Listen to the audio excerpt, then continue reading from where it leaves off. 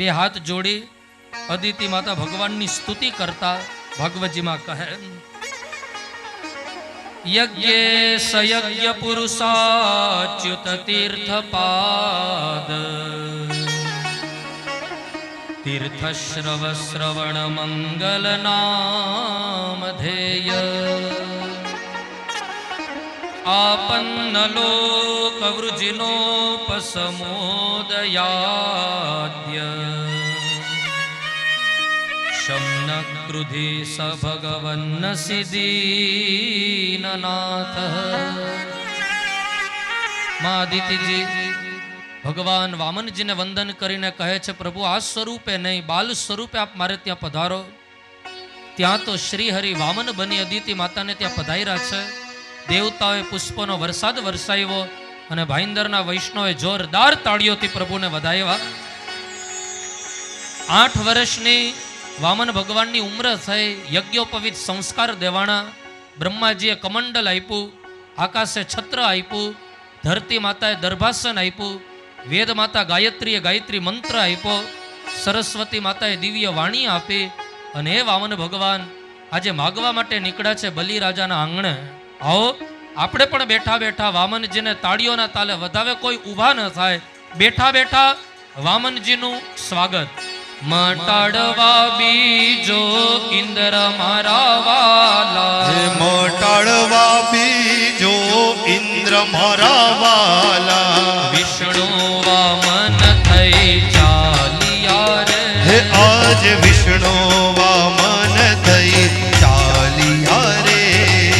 વિષ્ણુ વામન થઈ ચાલિયા રે. હે આજ વિષ્ણુ વામન થઈ ચાલિયા રે.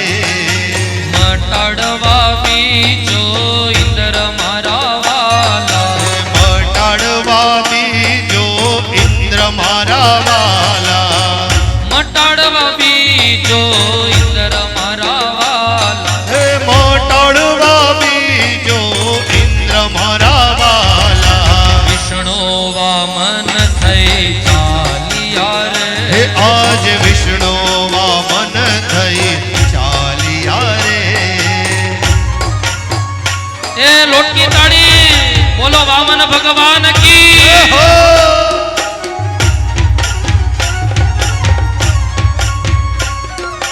ઓ કના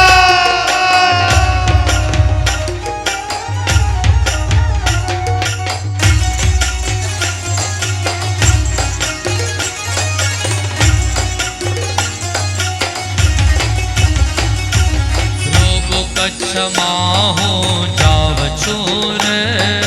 ભૃગુ કચ્છમાં હું જાવ છું રે. હણવા બલિનું અભિમાન મારા વાલા, હળવા બોલીનું અભિમાન મારા વાલા, એ હણવા બલિનું અભિમાન મારા વાલા. હળવા બોલીનું અભિમાન મારા વાલા. વિષ્ણુ વામન થઈ ચાલિયા રે. હે આજ વિષ્ણુ વામન થઈ ચાલિયા રે. બોલો વામન ભગવાન કી. બલિરાજાના આંગણે વામનજીનું સ્વાગત થયું. બલિરાજા કહે છે બ્રાહ્મણ બટુકને જોઈને, સ્વાગતમ તે નમસ્તુભ્યમ બ્રહ્મન કિમ કરવા મતે. સ્વાગતમ તે નમસ્તુભ્યમ બ્રહ્મન કિમ કરવા મતે. स्वागतम सुस्वागतम. आओ आओ बटुक जी, मेरे आंगन में आपका स्वागत है, बताओ मैं आपकी क्या सेवा कर सकता हूँ. वामन जी कहे, राजा आज मारा यज्ञोपवित संस्कार थया, कोई तमारू एड्रेस बताव्યું तो आपने ते हूँ आव्यो छूं मागवा माटे. अरे भूदेव, तमारू तेज जोईने मने एम लागे के तमने मारू बधुं लूटावी दઉં. बोलो राधे राधे. वामन भगवान मन में के तो संकल्प छूटे त्यारे जोई लेशुं. तो कहे नहीं नहीं, तमारू तेज जोईने आज हूँ बहु गदगद छूं, जो चाहिए सो माग लो, आपको क्या चाहिए. राजा हूँ संतोषी ब्राह्मण छूं, मारे बीजू काई न खपे, पण जेटली जग्याए बेसीने हूँ संध्या वंदन करी शकूं, 3 डगला भूमिनुं दान मने करो. બલિરાજા કે તમે દેખાવ છો એ વામણા ને માંગો છો એ નાનું, કઈક વિશાળ માંગો, કઈક મોટું માંગો. આ 3 ડગલામાં શું થવાનું? તો કે આ 3 ડગલા પૂરા તો કર. બોલે 3 ડગલાનો દાન કરો, બસ મુझे ये ઈચ્છા है કે 3 પગ ભૂમિ તમે મને આપો. શુક્રાચાર્ય સમજી ગયા. બોલો રાધે રાધે. બલિરાજાના ગુરુ શુક્રાચાર્યને થયું કે આ દેખાય છે વામન, પણ વિરાટ થઈને બધું લઈ લેશે. લાવ એને જરા સમજાવ બલિરાજાને. અને બલિરાજાને બોલાવ્યા છે શુક્રાચાર્યજીએ. રાજા, હું આપનો ગુરુ? તો કે હા. મારા વચનમાં તમને વિશ્વાસ? તો કે વિશ્વાસ.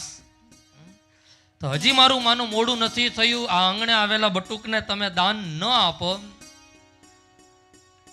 ત્યાં તો બલિરાજા ગુરુદેવને કહે, ગુરુદેવ, આંગણે આવેલા ભૂદેવને દાન ન આપું ને તો તમારા વડવાએ કરેલા સત્કર્મ લાજે. મારા વડવાઓ થયા પ્રહલાદ જેવા. હું પ્રહલાદનો વંશજ હોઉં અને આંગણે આવેલા બટુકને દાન દેતા તમે અટકાવો છો? શુક્રાચાર્યજી કહે, રાજા, અમુક જગ્યાએ ખોટું બોલવામાં દોષ નથી. બોલો રાધે રાધે. કેમ અવાજ ડાઉન થઈ ગયો? રાધે રાધે. એ અમુક જગ્યાએ ખોટું બોલવામાં દોષ નથી. કેટલી જગ્યા શુક્રાચાર્યજી બલિરાજાને ભાગવતજીમાં કહે, સ્ત્રી સુનર્મ વિવાહે ચ વૃત્યર્થે પ્રાણ સંકટ ગૌ બ્રાહ્મણાર્થે હિંસાયા નાનૃતમ સ્યાત જુગુપ્સિતમ. રાજા, સ્ત્રી શું એટલે ઘરવાળા પાસે ખોટું બોલવામાં વાંધો નહીં. ભાઈઓ તાળીઓ વગાડો. હા, ક્યારેક 1000 રૂપિયાની હાડી હોય ને 10,000ની કહી દો ને તો હાલે. હા, અહીંયા ખોટું બોલવામાં દોષ નથી.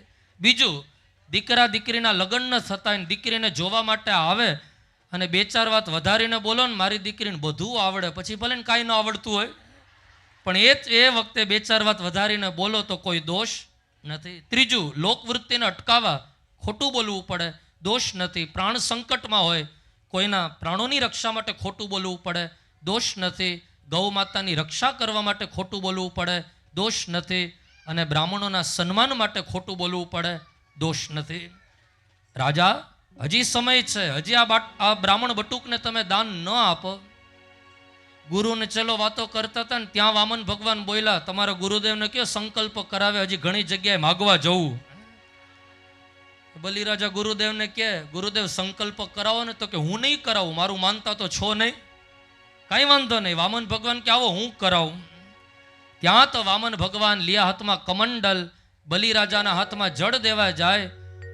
શુક્રાચાર્યને ગડબડ થઈ કે આ બધું લૂંટાવી લેશે. બોલો રાધે રાધે. લાવને આ કમંડલના નાડચામાં ગોઠવાઈ જાવ. ને આજે ઘણા શુક્રાચાર્ય ફરે સમાજમાં. ઘણા બધા શુક્રાચાર્ય હોય, દાન દેતું હોય કોક અને ગડબડ કોકને થાય, પીડા કોકને થાય. આ વૃત્તિને ભાગવતજી કહે છે શુક્રાચાર્ય વૃત્તિ. કમંડલના નાડચામાં આવીને શુક્રાચાર્યજી બેઠા છે. વામન ભગવાનને થયું કે કમંડલમાં કંઈ કચરો ફસાઈ ગયો, લાવને જરા સાફ કરું. તે દર્ભાસનમાંથી કાંડી અને જ્યાં નાડચામાં ભરાવી શુક્રાચાર્યની એક આંખ ફૂટી અને શુક્રાચાર્ય ભાગે છે કે અહીંયા બેઠા રહેશું તો બીજીએ જવાની. નીકળી ગયા શુક્રાચાર્ય પ્રભુ. વામન ભગવાને લીધું હાથમાં કમંડલ, બલિરાજાના હાથમાં આપે છે જળ અને 3 ડગલાનો સંકલ્પ પૂર્ણ કરાવ્યો છે વામન ભગવાને.